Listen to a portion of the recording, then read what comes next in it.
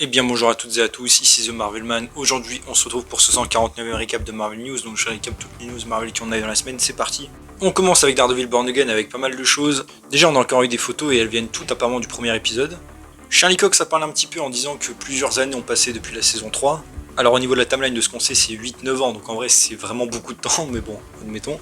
Et que pendant ce temps-là, Karen et Foggy et lui ont trouvé un bon rythme, et Matt a fait plus ou moins la paix entre son rôle de justicier et d'avocat. Mais les problèmes reviennent et Hell's Kitchen va avoir besoin de lui évidemment. Aussi lui et Fisk vont vraiment rester en dehors de la voie de l'autre, tant que les limites ne sont pas franchies, ils ont une espèce d'accord, mais qui évidemment ne va sans doute pas durer éternellement. Au début évidemment, ça on le sait, l'idée était un peu de réinventer la série, et de faire un Matt légèrement différent. On le sait, la série était un soft reboot, c'est-à-dire une suite à l'ancienne série mais avec un ton très différent. Au final ils ont choisi d'embrasser pleinement le côté saison 4 et c'est assez cool. Et donc les relations et dynamiques entre les personnages d'avant seront toujours aussi importantes ici.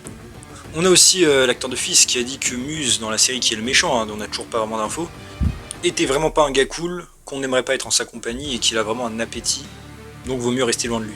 Et par rapport, j'allais dire, aux Defenders en général, c'est Carrie-Anne Moss qui jouait Jerry Hogarth, qui à propos d'un retour de son personnage un jour, a dit qu'elle a adoré jouer le personnage et qu'elle aimerait bien aussi encore la rejouer, mais qu'elle honnêtement elle se concentre pas trop sur le MCU, elle sait pas trop ce qui se passe, et qu'elle se voit mal revenir dans le rôle. Mais elle est pas contre. C'est vrai que si son personnage a été snappé, ça pourrait être intéressant. Ensuite, par rapport au personnage de Agents of S.H.I.E.L.D., on a Chloé Bennett, donc l'actrice de Quake, qui a dit en interview qu'elle pensait que c'était inévitable que les personnages vont revenir, tout simplement parce qu'il y a une fanbase assez énorme sur Agents of S.H.I.E.L.D., ce qui est vrai, et que les personnages ont beaucoup marqué, et qu'en gros Marvel, même s'ils se rendent pas compte de ça et qu'à l'heure actuelle ils sont pas vraiment inclus dans le MCU maintenant actuel, ils reviendront probablement et en tout cas elle l'aimerait beaucoup. Évidemment on espère, et encore une fois je rappelle qu'il y avait des rumeurs qu'elle revienne et que même elle aurait peut-être signé quelque chose. Par rapport à Captain America Brave New World, ensuite on a eu aussi pas mal d'informations. Alors déjà bon, je commence par une rumeur, c'est que le film aurait encore eu une projection test qui aurait des retours assez négatifs, ce qui fait que Marvel serait encore en train de changer le film. C'est que des rumeurs, mais bon, c'est pas très rassurant. Mis à part ça, on a le réalisateur qui a quand même parlé du film, en disant qu'il y avait vraiment une relation entre Sam et Joaquin Torres, en disant qu'il y avait une relation un peu grand frère, petit frère, et qui était clé dans le film.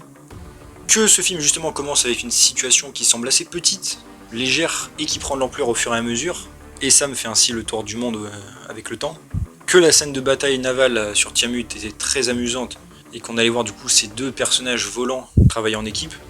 Aussi que Sam aura de nouvelles choses dans son arsenal pour les situations impossibles. Il dit du coup que le nouveau costume qu'il aura dans le film, là, il l'a eu au Wakanda, ce que je trouve d'ailleurs très bizarre dans le contexte actuel du MCU et vu la guerre avec les États-Unis, mais bon, admettons. Je parle du nouveau, pas celui de Falcon et Winter Soldier. Et qu'en gros, ce nouveau costume en vibranium le rendait plus fort, plus rapide, plus agile. Bon, normalement, ça devrait juste gérer le protéger, mais admettons. Je pense qu'ils vont justifier ça pour le combat avec Red Hulk. Par rapport à Sam aussi, à l'acteur, on a appris qu'il était producteur du film, c'est cool. Il a hâte qu'on le voit frapper des gars dans le film. Et d'ailleurs, son personnage préféré, c'est Hulk, il aurait beaucoup aimé le jouer. On a aussi eu du coup l'espèce de liste complète des premiers scénaristes du film et de screenplay final, donc des gars qui ont travaillé sur différents projets, même de Marvel notamment. D'ailleurs, ça fait beaucoup de monde. On a aussi Kurt Johansson qui est confirmé au casting dans un rôle inconnu. Et on a Kevin Feige qui redit encore que ce film c'est plus ou moins un retour aux sources d'il y a 10 ans avec les films comme Winter Soldier, comme d'habitude j'ai envie de dire. Ensuite on passe à Thunderbolt, déjà on a une nouvelle image. On a Chris de Yelena qui a dit que c'était une expérience incroyable avec le casting. Kevin Feige dit que ce film est l'essence même de Marvel avec des personnages très différents qui se rejoignent comme les Avengers ou les Gardiens. On a le réalisateur qui a donné aussi d'autres informations, de voir ce groupe qui n'a aucune raison de se faire confiance travailler ensemble. C'est des gens qui ont été un peu négligés et qui ne sont pas devenus ce qu'ils auraient pensé être. Que Yelena est toujours le centre de l'intrigue et qu'elle va sortir d'un endroit en particulier. Qu'il y a de l'humour qui vient des personnages, mais que les films restent avec une ambiance apparemment assez dramatique et aussi touchante. Et aussi d'ailleurs au passage, on a une rumeur d'un leaker qui dit que tous les personnages du film, enfin les Thunderbolts, reviendront dans Avengers Doomsday. Bon pour le coup ça c'est officiel, on le sait qu'il y a une fille qui l'a déjà dit, mais ce qui est intéressant c'est que le leaker dit tous les personnages, ce qui sous-entend que les personnages comme Taskmaster vont survivre. Ensuite on passe à quelques projets en vrac, déjà on a Hawkeye saison 2, qui selon la rumeur tournerait fin 2025 pour sortir Noël 2026 voire 2027. Encore une fois c'est cool, mais faire une saison 2 5 ans après la première, je trouve toujours ça très problématique, mais bon. Pour la série sur Blonde Fantôme, je rappelle, il y a des rumeurs de ce projet, il serait produit apparemment par Scarlett Johansson. Pareil, pas trop nouveau, mais admettons. Pour Ironheart aussi, on a eu du coup une nouvelle image de la série. Rien de très grave, mais voilà.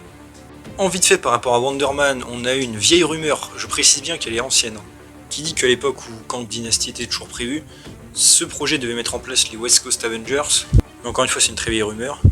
Ensuite par rapport à la série Agatha aussi, on a eu quelques précisions de la scénariste, qui disait qu'en gros ils avaient évidemment toute une backstory pour Rio et Agatha, mais qui pensait que par rapport au récit, c'était pas le moment de les dévoiler. Alors moi je suis pas entièrement d'accord, hein, je trouve que c'est justement même un peu dommage, mais qu'en tout cas il y a tout un plan avec eux et que ce sera possiblement révélé plus tard. De même d'ailleurs pour le père de Nikki, Nicolas Scratch, il y avait pas mal d'idées et tout sur qui pouvait être le père. Ensuite par rapport à Vision, il y avait toujours une rumeur, mais qui date un petit peu, hein, je précise encore une fois, que Wonder Man aurait eu un petit rôle dedans, et serait un élément qui aurait permis de créer la famille virtuelle de Vision, à voir s'ils vont garder ça. Ensuite par rapport à Avengers Doomsday et Secret Wars, encore une fois pas mal de rumeurs.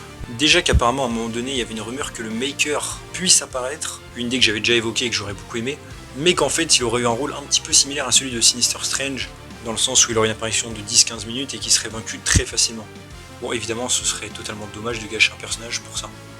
Quelques rumeurs en vrac aussi que Black Widow reviendrait dans Secret Wars, hein, c'est pas évident, que Spider-Man a un gros rôle dans Avengers 5, aussi qu'il cherchera un rôle secret pour un personnage bien connu qui aura un rôle assez important dans les deux films.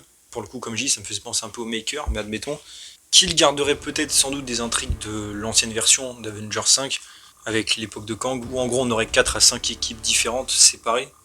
Pourquoi pas.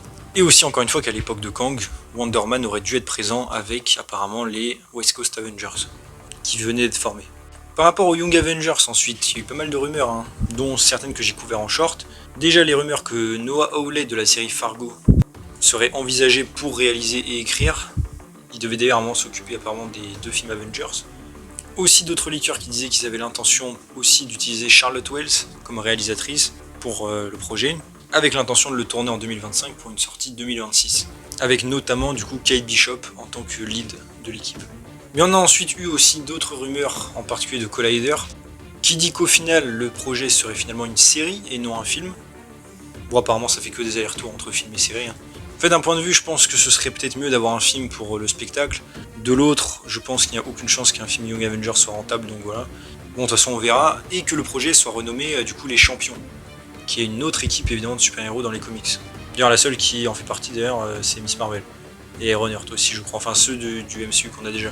Donc c'est intéressant aussi de voir qu'ils ont peut-être pas confiance dans le nom.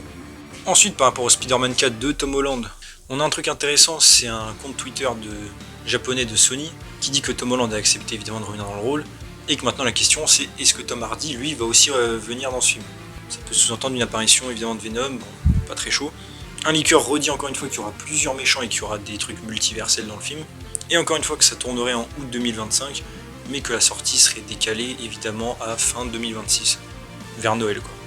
Ensuite par rapport à Beyond the Spider-Verse, bon, il y a une espèce de fausse rumeur qu'on aurait une annonce due à un logo, en fait c'était pour une pub de Sony. Et selon des rumeurs, du coup, le film n'aurait toujours pas décidé de sa fin, qui est en constante réécriture. Et aussi qu'ils auraient apparemment abandonné le concept originel qui aurait été un film apparemment hybride live action et animé, avec peut-être les Spider-Man justement de Tom Holland et tout ça.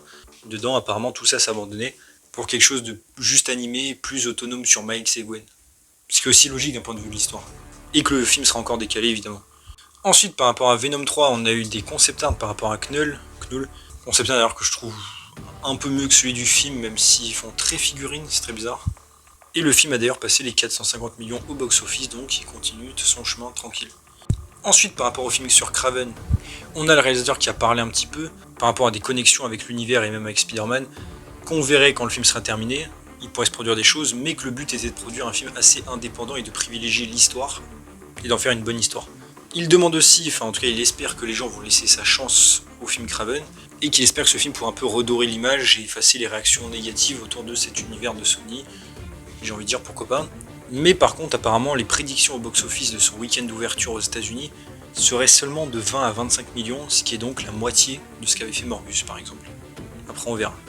Ensuite par rapport aux 4 fantastiques du MCU, on a tout le casting qui est arrivé du coup en Espagne, on a eu beaucoup de photos, de vidéos, hein. On peut les voir avec les gens dans la rue, c'est assez cool. Et on a Kevin Feige du coup qui redit qu'il est très enthousiaste à l'idée d'avoir ces personnages là dans le MCU. En tout cas bon, j'ai après Secret Wars sans doute. Et voilà, et je rappelle donc que c'est la dernière semaine de tournage, en tout cas le tournage va être fini de manière imminente. Ensuite, par rapport à Deadpool et Wolverine, on a eu pas mal de choses. Déjà, le film sur Disney+, ça fait 19,4 millions de vues, le film le plus vu sur la plateforme ever. Et ça montre aussi la différence avec d'autres programmes Marvel quand on nous dit que c'est des succès. Pas forcément, en tout cas vu quand on voit le décalage qu'il y a avec Deadpool. On a ensuite un truc intéressant, c'est un leaker qui avait teasé qu'il y aurait peut-être un spécial Noël avec Deadpool qui se préparait. Et quelques jours après, on a Ryan Reynolds qui a lui-même teasé ça en fait en story, où il semblait préparer quelque chose en costume de Deadpool avec une ambiance de Noël. Un leaker dit aussi évidemment encore une fois qu'ils veulent faire une suite à Deadpool et Wolverine, après Secret Wars et que ça continuera, ça me paraît évident. Et Kevin Feige a encore redit qu'il était vraiment content d'avoir pu mettre le costume jaune à Wolverine après 25 ans, et qu'il est content aussi que Ryan Reynolds ait apporté le côté R-rated chez Disney. Ensuite, par rapport aux X-Men du MCU, Kevin Feige a encore une fois parlé, en disant qu'ils arriveront évidemment après Secret Wars, avec certains personnages qu'on devrait reconnaître, et que ça ouvrira une nouvelle ère des mutants évidemment dans le MCU, et que c'est un rêve de les avoir de retour. Après j'ai envie de dire encore une fois, ça c'est assez classique, et logique que les X-Men viendront. Et on a aussi d'ailleurs Michael Fassbender, donc Magneto jeune, quand on lui a demandé pareil à l'idée de reprendre le rôle, il a dit ne jamais dire jamais et que lui il est pour. En vite fait par rapport à la série Nova aussi, on a un leaker qui redit que le projet serait en fait centré sur Richard Rider et un autre groupe de Nova, mais que vu que Richard Rider serait dans sa vingtaine dans l'histoire, il y a peu de chances que Sam Alexander soit présent. Et enfin par rapport à nos acteurs dans le MCU, on a eu la rumeur en l'occurrence que Marvel voudrait peut-être apparemment Rachel Zegler, Blanche-Neige, qui a joué dans Shazam aussi, Hunger Games, pour un rôle dans l'avenir, donc voilà. Comme je dis, moi j'imaginerais bien en Kitty Pryde, mais à voir. Et par rapport à un décès aussi, on a Sumara Louise qui est décédée, c'était en l'occurrence une doubleuse de Marvel, qui faisait Emma Frost dans l'animé de 90, et aussi Tornade dans X-Men Evolution. Et voilà, c'est déjà tout pour ce 149e récap de Marvel News, j'espère que ça vous a plu, si c'est le cas n'hésitez pas à vous abonner, liker, commenter, partager, activer la cloche, à me suivre sur ma social media, le lien en description, et on se retrouve bientôt pour une nouvelle vidéo, salut tout le monde.